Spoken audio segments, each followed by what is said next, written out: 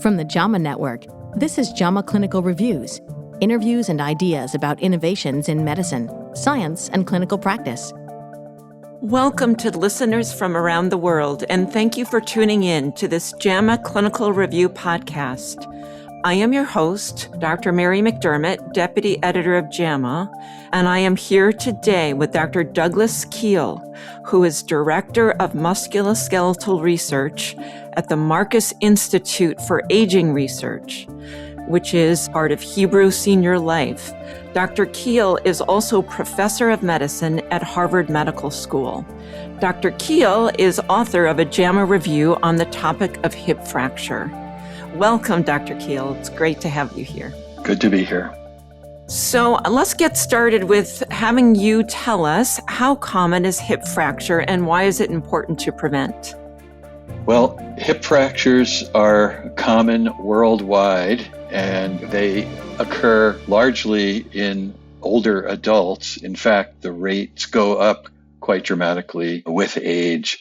And it's very important because they occur so frequently that they are a major cause of injury-related mortality and disability among older adults. And who is at risk for a hip fracture? Risk factors for hip fracture can be grouped into those that affect skeletal fragility, the bone tissue itself, and those include inactivity, smoking, excessive alcohol, and also some medications that impair metabolism of the skeleton. Then the other ingredient is an impact on the hip, such as that which occurs during a fall. So there's a host of risk factors that lead to falls, especially on the hip, sideways falls, and these include poor vision, weak muscles to maintain one's upright posture, and also even some medications that can affect blood pressure regulation. And can you list some of the medications? So would it be all antihypertensive medications, potentially? Others? Yes, there have been implications for several classes of medications that contribute to hip fracture.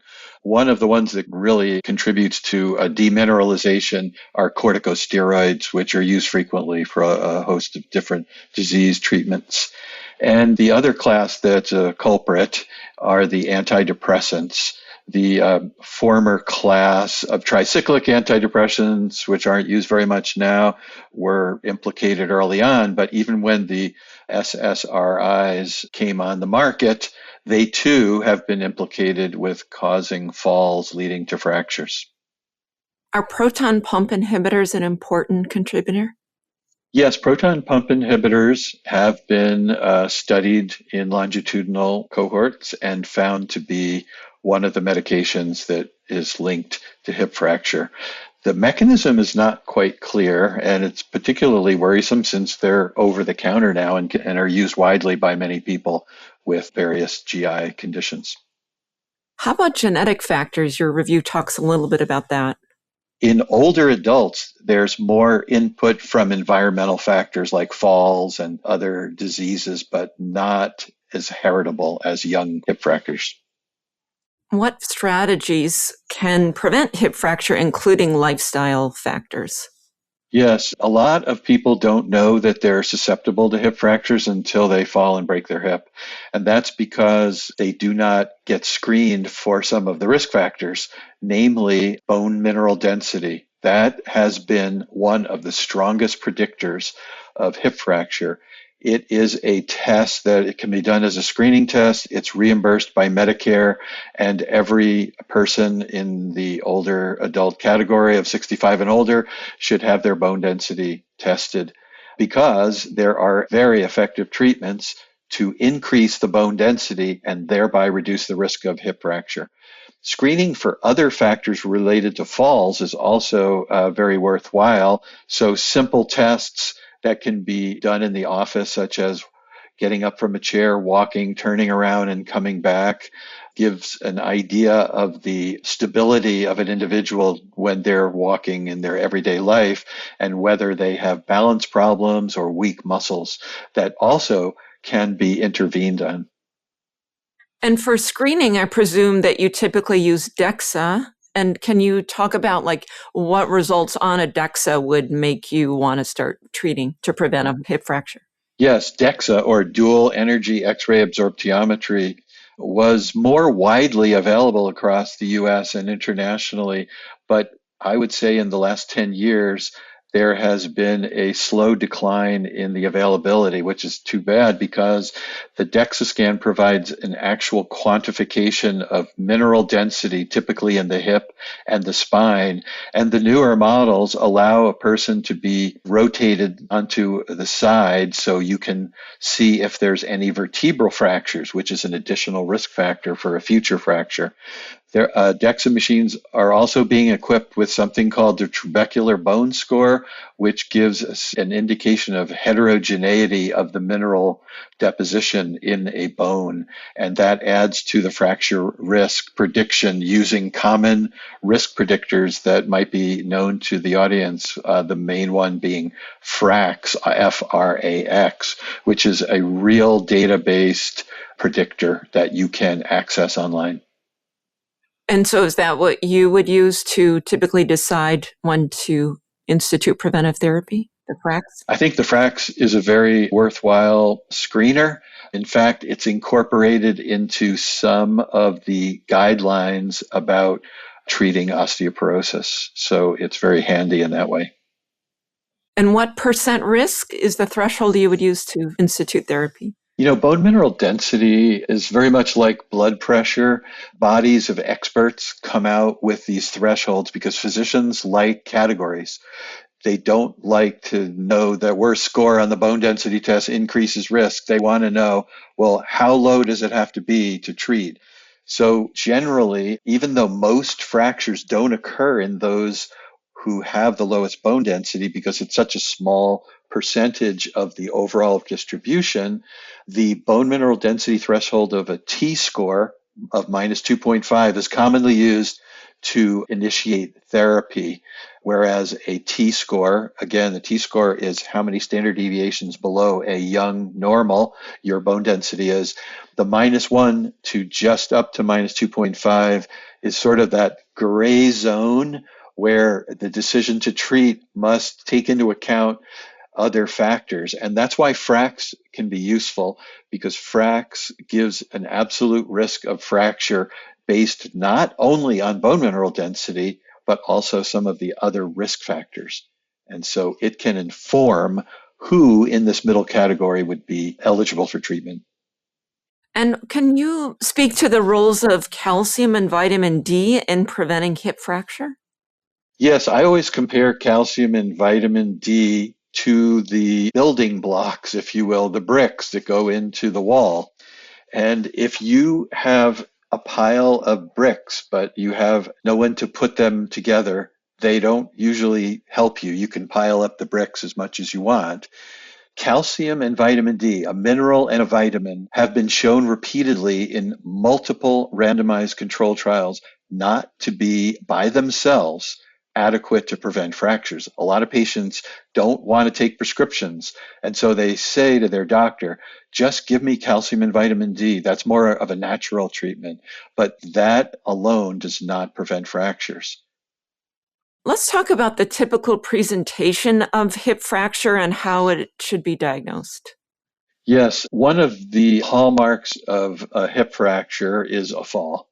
It's very unusual, although possible, to break one's hip and then fall.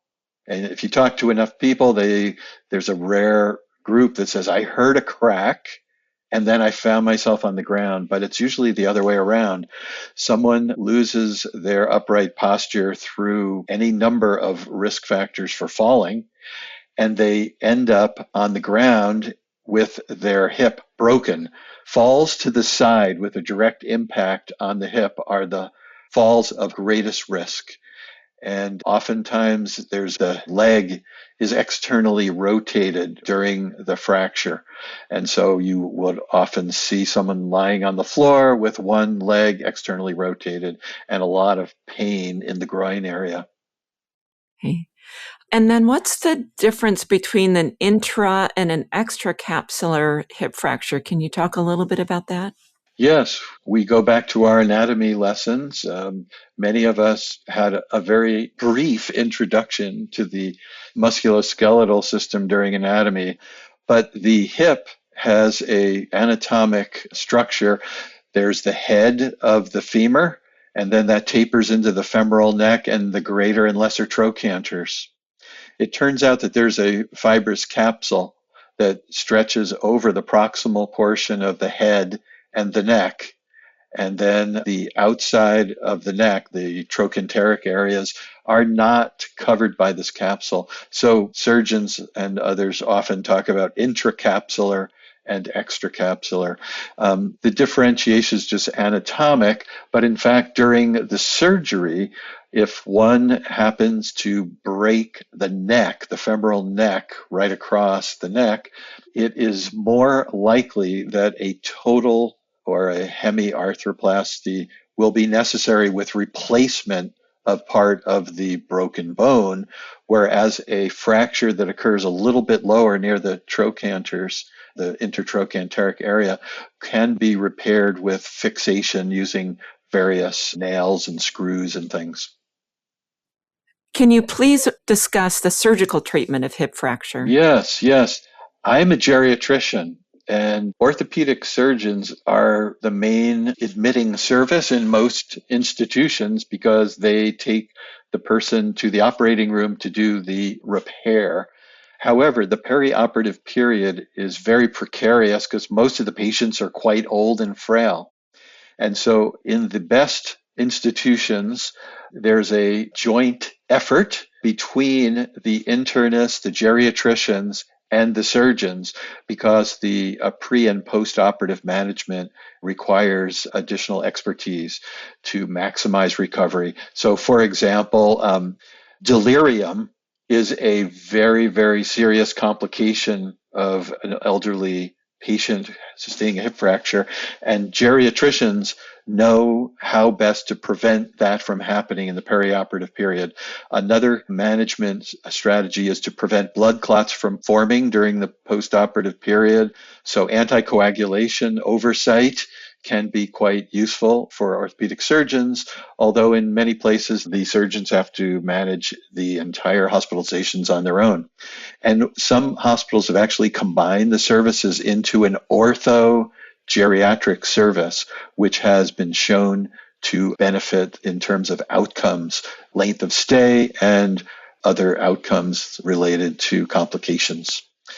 And finally, when you have a hip fracture, you have osteoporosis. You are at extremely high risk for another hip fracture that could be lethal. And so the final management piece that needs to be emphasized is secondary fracture prevention by using prescription medications to prevent another fracture. And can you summarize those? What's the first line therapy? Yes, there's many approved FDA treatments for hip fractures and preventing other fractures. One class of medications are well known to many, the bisphosphonates.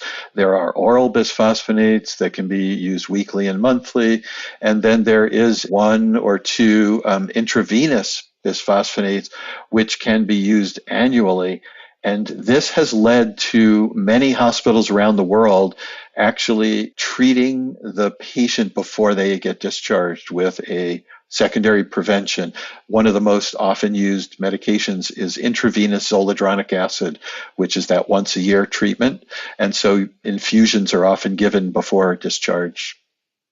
When do you use denosumab? Can you talk a little bit about that?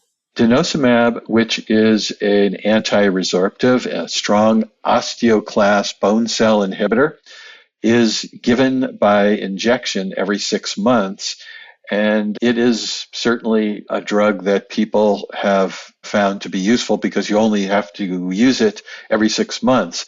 It has a unique property that if stopped with nothing replacing it, there is a rebound, over-exuberant resorption of bone and a very high risk of fracture when coming off of denosumab without taking anything else. And so that has deterred some people because they feel like, what am I going to do? Stay on this the rest of my life? But there are some strategies to wean people off by replacing it with another medication. But it is very effective in preventing further bone loss and future fractures. And how about the anabolic medications? Can you summarize? Yes, the field of osteoporosis has really benefited in recent times from the development of 3 anabolic drugs. By anabolic, that means that it not only prevents the resorption by osteoclast cells, but it also stimulates bone formation by osteoblast cells. And the 3 drugs are FDA approved. They do often require pre-approval because they're a little more expensive, especially the ones that are still under patent, such as the newest one called romosozumab. There are 2 parathyroid analogs, one called abaloparatide and the other one called teriparatide. They're all injectable and they're very potent. And I think one size fits all strategy is fading away in all aspects of medicine. We're trying to decide on therapy based on who's at greatest need of a certain type of therapy. So the anabolic drugs are often reserved for people who are maybe in a very severe category of osteoporosis at the time of fracture. They have other fractures that have already occurred. They have very low bone density. In that case, an anabolic drug might be the first choice. And what lifestyle interventions do you recommend after a hip fracture? I think one of the most important things is to get patients up and walking, because weight-bearing activity is good for the skeleton. The skeleton can sense loading, activity, physical activity, and so walking and exercising is one of the most important things. Nutritional factors are also important. Protein intake is often inadequate in very old adults who have a limited dietary selection. So ensuring good protein intake and good caloric intake, along with exercise and the prescription medications, are very important. This has been really informative. Is there anything you'd like to add that we didn't cover? Yes, I would just like to add that this is a very timely discussion for a number of reasons. Number one, we just went through National Osteoporosis Month during May, which is an attempt to bring attention to this often forgotten condition, which people consider accidental injuries when in fact it's a disease affecting the skeleton. It is under-screened, and secondary prevention of hip fractures, we are doing horribly in the medical profession. People with heart attacks, when they leave the hospital during and recover and go to cardiac rehab, they're on 3 medications. They're on aspirin, beta blockers, cholesterol-lowering drugs often. And when hip fracture patients leave the hospital, if you're not in the right hospital with the right caretakers, you will leave the hospital with no treatment, putting you at great risk for a second fracture.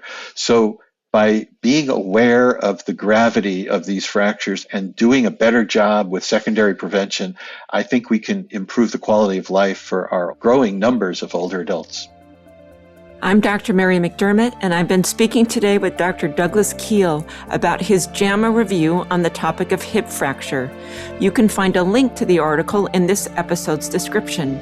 For more of our podcasts, please visit us at jamanetworkaudio.com. You can subscribe and listen wherever you get your podcasts.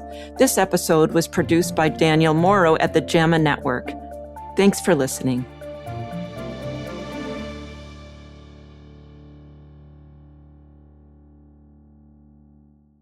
This content is protected by copyright by the American Medical Association with all rights reserved, including those for text and data mining, AI training, and similar technologies.